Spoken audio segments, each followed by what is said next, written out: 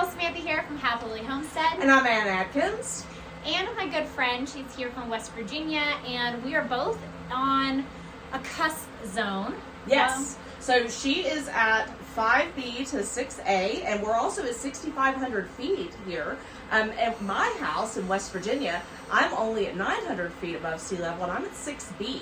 So even though we're not too far apart USDA zone-wise, and by the way, you can check that at USDA's website to find out where your zone is, there's actually a lot of differences between planting near sea level and planting here at high elevation. Yes. So the first thing that I want to mention is a good quality seed. You definitely need a good quality seed when planting at higher elevations compared to your lower elevations. You always want to use a good quality seed anyway, but it's extremely important at these high elevations. The reason why, your germination rate is a lot less. Yes. And it takes a lot longer for your seeds to germinate. So what would normally germinate in 7 to 10 days at your level might take 2 weeks at mine. Or longer. And the thing with seeds and everything with that, typically those of you all who are homesteading or wanting to homestead may save seeds back year over year. Well, as seeds get older, they actually take longer to germinate, and your germination percentages get lower. So whereas I might be able to use 2 or 3 year old seed without much issue, that's going to be a lot harder for someone like Samantha who is at a higher elevation. Yes, and we saw that last year. Last year we had a very distinct seed that came from West Virginia. It was actually from the heart-shaped tomato, but this seed was 2 to 3 years old already when I got it. And although it grew a great harvest in West Virginia, here at my elevation, it just didn't take. So I had a couple seeds germinate. They did really well, but then when we went for transplanting, they keeled over and died. Yep. There was nothing I could do with them, and they didn't get much more than about 2 or 3 inches in the pot themselves. So they were very stunted, Yep. And it was just harder for them to try and develop properly. So today I actually wanted to introduce you to a seed company that I've used in the past. Yep. I used them for my Amish paste tomatoes. Yep, which is, I've just heard of these from Samantha last year, so I'm really excited because we do a lot of canning, and apparently they're even better than Roma's, which has always been my go-to for a canning tomato. These honestly have very little seed in them, and I find that they have quite a bit of flesh. And so when you want that tomato sauce, the tomato paste, Exactly. that's the tomato to go for. So they have from Survival Garden Seeds here the Farmer's Vault, which actually comes with 100 heirloom seeds, and they're also open pollinated. Now, Ann, why is open pollination so important? Well, the reason why is because you don't want hybrid seed. Whenever you have an actual heirloom seed that has been open pollinated, that means that it's pollinating off of your it's pollinating off of itself. You've got it separated from other crops that could be hybrid or even GMO. So you're not getting a polluted seed product. And what I mean by that is whenever you save seeds off of something, you want to make sure that that's what you're going to grow next year. If you try to save seed off of a hybrid plant, it actually goes back to one of the parent varieties. So you're not going to get that plant over and over again. And with GMO seed, it actually ruins the harvest as well. So anytime you're dealing with hybrids, that's the reason why seed saving with hybrids is not recommended, because you do go back to the parent plant. But for open pollinated heirloom seeds, that guarantees you that you're going to get the same crop to save seed year after year. These are also very important for food security and to keep these heritage types of food alive. Yes. When you start getting less types of varieties, you get more susceptibility to disease, to blight. So by keeping a very large quantity of, whether you want to grow rare seeds or just heirlooms in your family, you're keeping that variety of food alive, and that increases food security for your homestead and for our future. Yeah, so these are the bundles that come from Survival Garden Seeds, which they gifted to me, and I am so excited about them. Yes, we got the 100 kit, we got the Homesteader 50 heirloom, and we also got the Home Garden that has 30 seed packets in it. So this is good if you really don't know what to grow, you're not sure what you want to add to your garden. You kind of want a variety of different things. You know, and maybe you don't want to go buy individual packets because they get expensive. Some of the packets this year I have seen going for $4 and $5 a packet. So this is great when you can order one of these. It comes with everything that you're going to need for a home garden.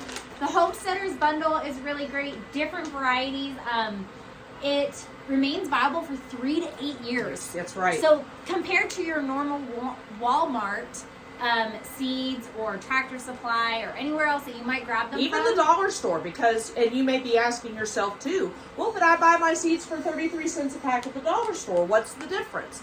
Well, it's because you're getting a better variety, and these are not all seeds that you're going to find in stores. No, you're not. Some of these seeds, like the cayenne pepper here, I didn't find this one last year in my area. So this is a great one to hold on to and then collect from this year. And then like right here, the cucumber, this is Bait Alpha. I have actually never grown or heard of this cucumber variety, and that's super great because then that's another option that we can add to our garden. So you're even going to see some varieties of seed here that are foods you're going to eat, that you're going to use, but they're rarer seeds and things that you're not going to be able to find at a local store. So I was really excited to find that. These are Oregon sugar pod peas. So these are available from other retailers, but the fact that their seed is packed in a way that can keep fresh for 3 to 8 years, amazing. Yeah. Something else I also wanted to mention here was that these seeds actually on the back will tell you right here